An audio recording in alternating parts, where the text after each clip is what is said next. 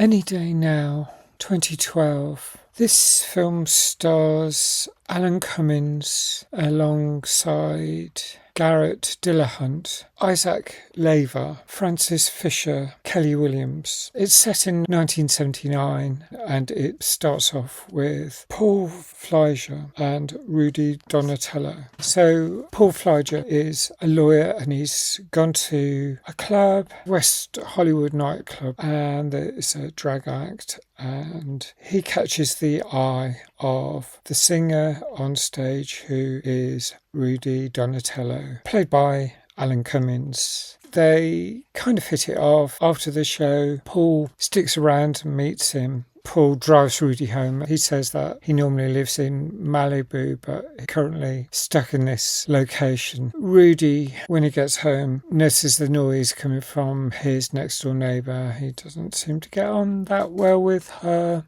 She's playing really loud music, T-Rex. Rudy notices that when his neighbour leaves with this man, she's leaving behind the young lad at home. This is where Marco's probably 11 or 12 years old. He is a very sweet lad, but he struggles with communications. Marco's got Down syndrome. Rudy takes him under his wing, and this is where things get difficult because he's struggling with paying his rent, and the neighbour gets arrested and social security turn up and they take Marco away to a home. But he runs away and he comes back. He's trying to walk across Los Angeles to get back. When Rudy and Paul are driving back from a club, Rudy spots him and he's shocked because he's miles away in the wrong direction. So he looks after him, and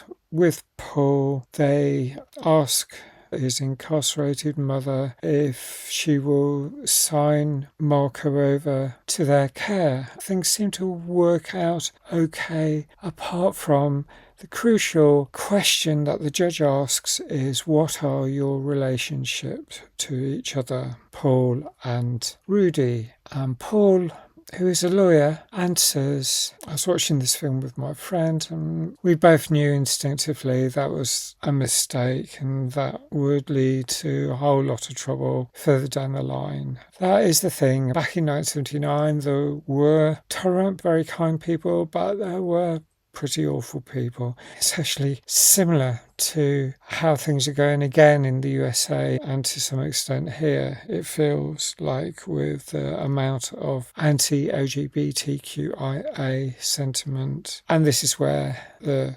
tragedy really starts, because Marco is then taken away, even though there's a lot of evidence to show that he's actually thriving so much better under the care of Rudy and Paul. This is where the first of the heartbreak is, because Marco's put into social care and they need to persuade the judge to have another hearing and prepare for that. Rules were really harsh back then, just the way that people were quizzed over what was considered, and obviously isn't, but was considered a lifestyle choice. I mean, just questioning the judgment, and the judge herself, she seemed sympathetic at times. She wasn't necessarily as judgmental as the district attorney who was making the case of the state against Paul and Rudy. Oh, wow. It's a really heart-rending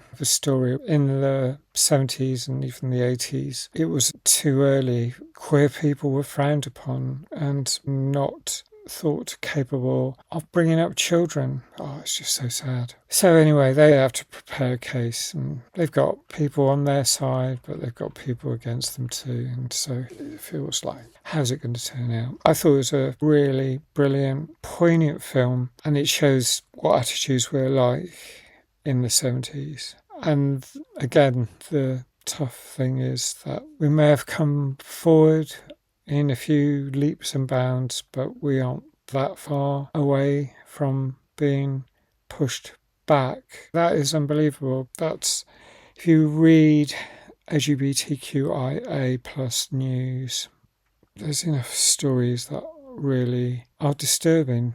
And there's some good news stories every so often as well. But, well, I'm going to score this 9 out of 10. Again, another great film.